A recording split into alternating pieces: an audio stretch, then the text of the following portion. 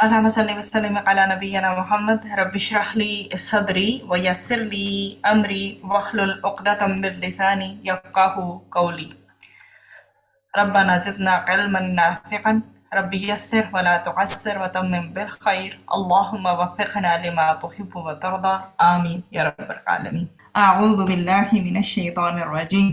اب یہ بات ہے کہ جو اللہ تعالیٰ کے لیے جان فروشی کرتا ہے تو یہ نفع بخش تجارت ہے۔ اس سے زیادہ بڑھ کے کوئی تجارت نفع بخش کیا ہوگی جو اللہ تعالیٰ کے لیے اپنا جان اور مال پیش کر دے۔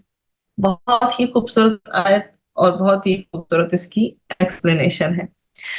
وَمِنَ النَّاسِ اور لوگوں میں سے کوئی ہے من جو یشری بیچتا ہے نفسہ اپنے نفس کو ابتغاء چاہنے کے لیے مرضاتی رضا اللہ کی واللہ اور اللہ رعوف بہت شفیق ہے بالعباد بندوں پر۔ اور لوگوں میں سے کوئی جو اللہ تعالیٰ کی رضامندی کی تلاش میں اپنی جان تک بیچ دیتا ہے اور اللہ تعالیٰ بندوں پر بے حد نرمی کرنے والا ہے۔ یہاں پر باقاعدہ جو ہے ہمیں شان نزول ملتا ہے کہ حضرت صہیب رومی مکہ سے ہجرت کر کے رسول اکرم صلی اللہ علیہ وسلم کی خدمت میں جا رہے تھے کہ راستہ میں جو ہے قریش کی ایک جماعت نے ان کا راستہ روک لیا، تو حضرت صہیب اپنی سواری سے اتر گئے اور اپنے پاکٹ سے تیر نکال کر تیار ہو گئے اور قریش کی اس جماعت کو مخاطب کر کے کہا کہ اے قریش کے گروہ،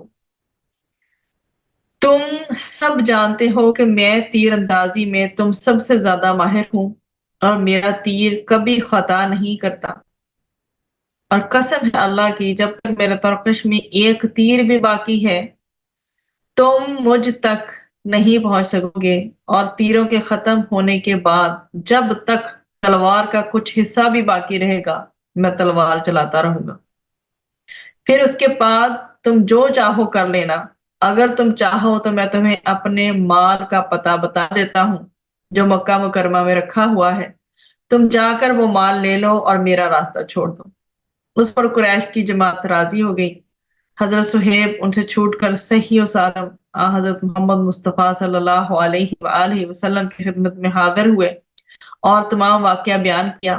آپ صلی اللہ علیہ وآلہ وسلم سن کر بہت خوش ہوئے اور آپ صلی اللہ علیہ وآلہ وسلم نے 2 مرتبہ فرمایا کہ اے ابو یحییٰ تمہاری بیع خوب نافع ہوئی، اے ابو یحییٰ تمہاری بیع خوب نافع ہوئی۔ اس کے بعد یہ آیت نازل ہوئی۔ تو یہ جی آپ کے سامنے اس کا شان نزول ہے۔ اور جب صحابہ کرام سے ان کی ملاقات ہوئی تھی تو انہوں نے بھی کہا تھا کہ کیا ہی نفع بخش سودا ہے۔ تو روایات میں یہ بھی آتا ہے کہ نبی کریم صلی اللہ علیہ وسلم نے ان سے کہا کہ صہیب رضی اللہ عنہ نے اس سودے میں بہت ہی نفع کمایا۔ اب ہم بڑھتے ہیں آگے اس کی شرح کی طرف۔ وَمِنَ النَّاسِ اور لوگوں میں سے کوئی ہے، لوگوں میں سے کچھ ایسے ہیں میں یشری جو بیچتے ہیں نفسہ ہو اپنے نفس کو ابتغاء کس کے لیے، چاہنے کے لیے، مرضاتی رضا اللہ کی رضا، تجارت۔ ٹھیک ہے، اسی لیے میں نے اس کو اردو میں بھی ایکسپلین کر دیا کہ صہیب رضی اللہ عنہ نے اس سودے میں بہت ہی نفع کمایا۔ ایک معاملہ جو کسی دوسرے سے کیا جاتا ہے اور اس میں نفع حاصل ہوتا ہے۔ ٹھیک ہے، ٹھیک، تو اس میں ہم یہ بات کر رہے تھے کہ لوگوں میں سے ایسے کچھ ہیں جو اللہ تعالیٰ کی رضامندی کی تلاش میں اپنی جان تک بیچ دیتے ہیں، تو جنہوں نے اللہ تعالیٰ کی رضا کے حصول اور ثواب کی امید پر اپنی جانوں کا سودا کر لیا۔ اس کی مثال رسول اکرم صلی اللہ علیہ وسلم کے ساتھی ہیں۔ سیدنا جابر بن انصاری رضی اللہ عنہ نے بیان کیا کہ ایک صحابی رضی اللہ عنہ نے نبی کریم صلی اللہ علیہ وسلم سے غزوہ احد کے موقع پر پوچھا، یا رسول اللہ صلی اللہ علیہ وآلہ وسلم، اگر میں قتل کر دیا گیا تو میں کہاں جاؤں گا؟ تو رسول اکرم صلی اللہ علیہ وآلہ وسلم نے فرمایا، جنت میں۔ انہوں نے کھجور پھینک دی جو ان کے ہاتھ میں تھی، لڑنے لگے یہاں تک کہ شہید ہو گئے۔ صحیح بخاری۔ تو کیس نے بیان کیا کہ سیدنا بلال رضی اللہ عنہ نے سیدنا ابو بکر رضی اللہ عنہ سے کہا اگر آپ نے مجھے اپنے لیے خریدا ہے تو پھر اپنے پاس ہی رکھیے، اور اگر اللہ تعالیٰ کے لیے خریدا ہے تو پھر مجھے آزاد کر دیجئے اور اللہ تعالیٰ کے راستے میں عمل کرنے دیجئے۔ صحیح بخاری۔ تو اللہ تعالیٰ کی رضامندی کی تلاش میں اپنی جان کو بیچنے والے کو بیسیکلی اللہ کی رضا حاصل ہوتی ہے، پھر اس کی تلاش میں وہ اپنا سب کچھ داؤ پہ لگانے کو تیار ہو جاتا ہے، کیونکہ اسے چاہیے کیا ہوتی ہے، یشری وہ بیچتا ہے نفسہ اپنے نفس کو، کس لیے؟ اللہ کی رضا حاصل کرنے کے لیے بیچتا ہے نا وہ، ٹھیک ہے، تو اپنی جان تک بیچ دیتا ہے وہ۔ تو یشری نفسہ کا مفہوم اگر آپ دیکھیں، اس کا میننگ دیکھیں نا، تو اپنی جان کا خریدنے والا بیسیکلی، ٹھیک ہے۔ تو کیا مطلب ہوا؟ اس نے دنیا کے غلام نفس کو خرید لیا اور خرید کر آزاد کر دیا، تو اللہ تعالیٰ کے سامنے خالص کر کے پیش کر دیا، اب اس نفس پر اس کا نہیں، اللہ تعالیٰ کا حق ہے۔ تو ایسا شخص جو ہے دنیا کی تمام جو بھی اغراض ہوتی ہیں، جو بھی غرضیں ہوتی ہیں، تمام مقاصد کو قربان کر دیتا ہے، اپنے نفس کو اللہ تعالیٰ کے لیے پیش کر دیتا ہے۔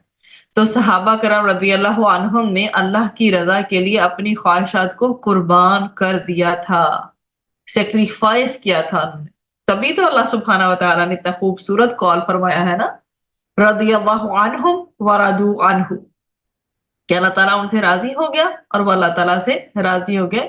سورۃ المجادلہ میں آیت 22 میں ہمیں اس کا ریفرنس ملتا ہے۔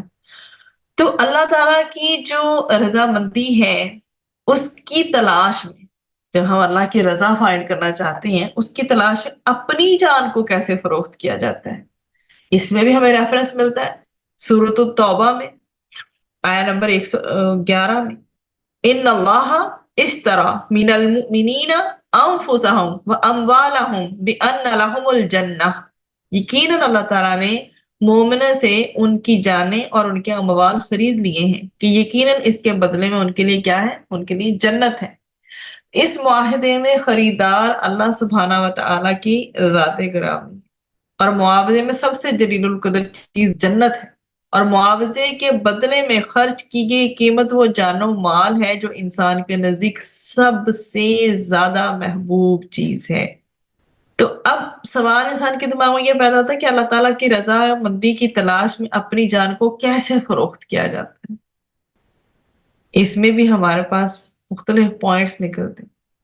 اللہ تعالیٰ کی رضامندی کی تلاش میں اپنے خیالات کے مقابلے میں اللہ تعالیٰ کی ہدایات کو قبول کر کے اپنی مرضی کو فروخت کیا جاتا ہے، ٹھیک ہے۔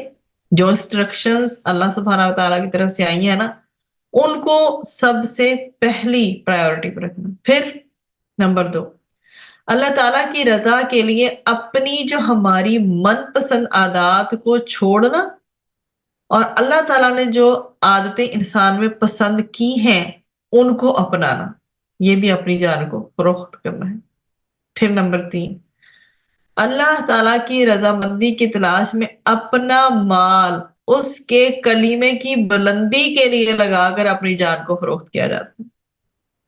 نمبر 4، اللہ تعالیٰ کی رضا کے لیے خالص دین اختیار کر کے، اور جو بھی رسوم و رواج ہیں ان کو چھوڑ کر، جن کو دین کے نام پہ معاشرے میں جاری رکھا گیا ہے نا کہ یہ دین سے تعلق رکھتے ہیں یا دین کے دائرہ کار میں آتے ہیں، ان کو چھوڑ کر خالص دین اختیار کرنا، یہ بھی اپنی جان کو فروخت کرنے کے مترادف ہے۔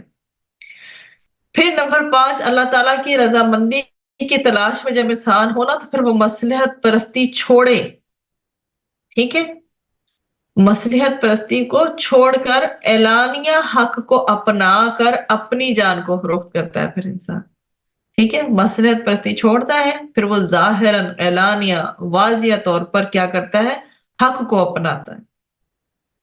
پھر نمبر 6 اینڈ دا لاسٹ، اللہ تعالیٰ کی رضا کے لیے خالص دین اختیار کرنے کے لیے اب لوگوں کے عتاب کا نشانہ بھی بنے گا، ٹھیک ہے، ظاہری سی بات ہے، پھر تنقید بھی آئے گی۔ تو اپنی جان کو اس طرح بھی فروخت کیا جاتا ہے کہ اللہ کے راستے میں جو اللہ کا دین ہے اس کو اپنے لیے خالص کر لیا، تو اب جو لوگ ملامت کر رہے ہیں آپ کو، ताने दे रहे हैं, फिर उनकी परवाह नहीं करनी है। तो अपनी सोच, अपने जज्बों और अपने अमल का जो हमारा महवर और मरकज है ना, वो अल्लाह ताला की जात होनी चाहिए। हमें उसी को बनाना है, अल्लाह ताला को ही हमने बनाना है। किस चीज के लिए? कि अपनी सोच हमारी, अपने जज्बे, अपने अमल जो भी हैं, उन सब का महवर और मरकज सिर्फ अल्लाह ताला की जात होनी चाहिए। और उसकी फिर उस इंसान की सारी जिंदगी अल्लाह ताला की खुशनुदी में ही गुजरती है। उसका ये फायदा होता है कि उस इंसान की जो सारी जिंदगी है अल्लाह ताला की खुशनुदी में ही गुजरती है। अब ऐसा बंदा जो है वो कैसे पब्लिक में वाज़िया होता है कि ये बंदा जो है ये ईमान वाला है? तो हम इस चीज को देख रहे थे कि वो बंदा जिसकी जिसको अल्लाह की खुशनुदी चाहिए होती है ना, तो अपनी सोच, उसके अपने जज्बात और अपने तमाम जो भी अमाल कर रहा होता है, उसका महवर और मरकज अल्लाह सुब्हाना व तआला की जात होती है। ऐसा बंदा हमें फील कैसे होता है? आम हमारे पास उठता चलता फिरता कैसे हम पे वाजिया होगा? ऐसा पर्सन खालिस ईमान वाला होता है, नंबर एक। नंबर दो, आपने बहुत दिल से वो आयत पढ़ी थी जो हजरत इब्राहिम अलैहिस्सलाम के बारे में थी। उनकी एक खास जो है एक पहचान है कि वो हनीफ थे। हनीफ वो होता है जो यकसू होता है। तो एक तो नंबर एक वो खालिस ईमान वाला होता है ऐसा शख्स। दूसरी बात ये जो अल्लाह ताला के लिए यकसू होता है। फिर नंबर तीन, जिसने दुनिया के मकासद को छोड़ दिया है।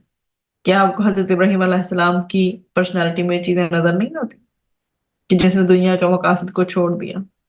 नबी करीम सल्लल्लाहु अलैहि वसल्लम की पर्सनालिटी में से वो वाइब्स नहीं आती? हजरत नूह अलैहिस्सलाम ने 950 साल दीन की खिदमत की, उनकी पर्सनालिटी में ऐसी वाइब्स नजर आती हैं?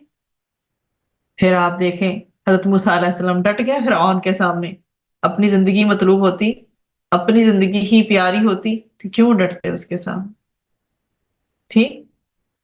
तो जिसने दुनिया के मकसद को छोड़ दिया, जिसने अपनी जिंदगी, अपना माल, अपना सब कुछ अल्लाह ताला के हवाले कर दिया। क्या हजरत अबू बकर सिद्दीक रज़ी अल्लाह अन्हु सारा कुछ ले आए थे? अपने घर में से हर चीज लाए थे जब जरूरत थी। इसी तरह से जो है हजरत इब्राहिम अलैहिस्सलाम सब बियाबान सहरा में बेटे को और बीवी को छोड़ आए। ठीक। तो आगे फिर इन कुर्बानियों का सिला रहती दुनिया तक जारी रहेगा, लेकिन वो बेलौस थे, उन्होंने साबित कर दिया। इस तरह से जितने भी पैगंबर हैं, बहुत मोटिवेशन है उनकी जिंदगी में हमारे लिए। आखिरी पोर्शन है हमारी आयत का, वल्लाहु रऊफुम बिल इबाद। तो अल्लाह ताला ने ऐसे बंदों के लिए जो उसकी रजा के लिए अपनी जानें बेच डालते हैं, अपनी शफकत और रहमत की खबर दी है। क्या हूं मैं? रऊफुन। अल्लाह ताला फरमा रहे हैं मैं शफीक हूं बिल इबाद, किन पर? अपने बंदों पर। तो अल्लाह सुब्हाना व तआला ने अपनी शफकत और रहमत की खबर दी है जो उसने अपने ऊपर वाजिब कर ली है। तो बाज लोग ऐसे अक्लमंद और दाना हैं कि वो खूब जानते हैं कि इज्जत तो अल्लाह ताला की राह में जाबाजी और सरफरोशी ही से हासिल होती है। ऐसे ही लोग अल्लाह ताला की रजा और खुशनुदी हासिल करने के लिए अपनी जानों को अल्लाह ताला के हाथ फरोख्त कर देते हैं। ऐसे बंदों पर अल्लाह ताला बहुत ही मेहरबान है, क्योंकि ये लोग उसके मुखलिस हैं और उससे सच्ची मोहब्बत रखते हैं। हम अल्लाह सुब्हाना व तआला से दुआ करते हैं और गुनाहों की तौबा के साथ दुआ मांगते हैं। अल्लाह ताला हम अपने तमाम गुनाहों से सच्चे दिल की तौबा के साथ अपनी दुआओं का आगाज करते हैं। हमें अपने लिए खालिस कर लें और हर किस्म की नाफरमानी से बचा लें। व आखिर दवाना अनिल हम्दुलिल्लाहि रब्बिल आलमीन। रब्बना तकब्बल मिन्ना इन्नका अंतस समीउल अलीम व तुब अलैना इन्नका अंतत तव्वाबुर रहीम। सुब्हानकल्लाहुम्मा व बिहम्दिका नशहदु अन ला इलाहा इल्ला अंता नस्तगफिरुका व नतूबु इलैक। سبحان الله والحمد لله لا إله إلا الله الله